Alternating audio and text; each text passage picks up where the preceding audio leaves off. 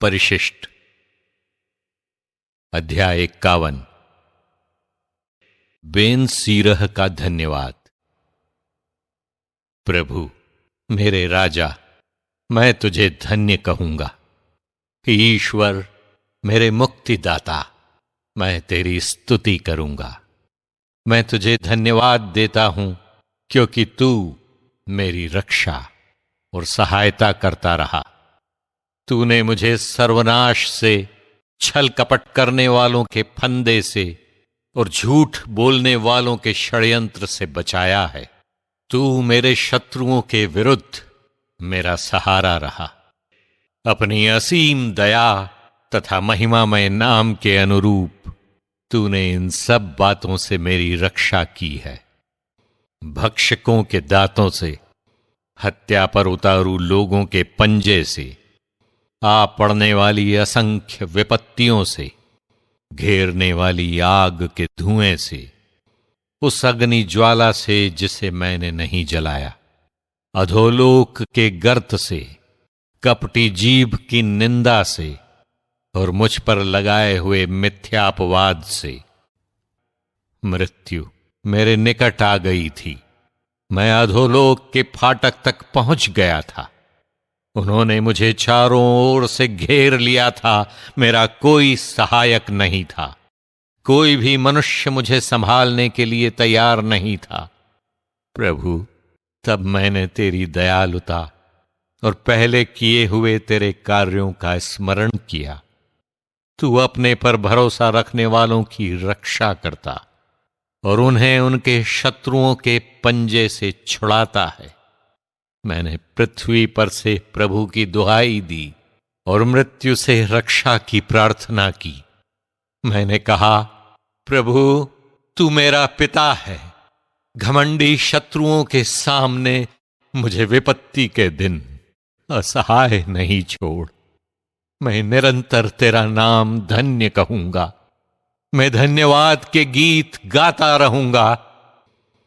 मेरी प्रार्थना सुनी गई क्योंकि तूने मुझे विनाश से बचाया और विपत्ति से मेरा उद्धार किया। इस कारण मैं तेरा धन्यवाद और तेरी स्तुति करूंगा। मैं प्रभु का नाम धन्य कहूंगा। प्रज्ञा की खोज। अपनी यात्राएं प्रारंभ करने से पहले मैं युवावस्था में आग्रह के साथ प्रज्ञा के लिए प्रार्थना करता था। मैं मंदिर के प्रांगण में उसके लिए अनुरोध करता था और अंत तक उसे प्राप्त करने का प्रयत्न करता रहूंगा। वो फलते फूलते हुए अंगूर की तरह मुझ में विकसित होकर मुझे आनंदित करती रही। मैं सीधे मार्ग पर आगे बढ़ता गया और बचपन से ही प्रज्ञा का अनुगामी बना। मैंने थोड़े समय तक उस पर कान दिया था और मुझे प्रचुर मात्रा में शिक्षा मिली। मैं उसी के कारण प्रगति कर सका। जिसने मुझे प्रज्ञा प्रदान की है, मैं उसकी महिमा करूंगा। मैंने प्रज्ञा के अनुसार आचरण करने का निश्चय किया। मैं भलाई करता रहा। मुझे कभी लज्जित नहीं होना पड़ेगा। मैं प्रज्ञा प्राप्त करने के लिए पूरी शक्ति से प्रयास करता रहा और संहिता के पालन में ईमानदार रहा।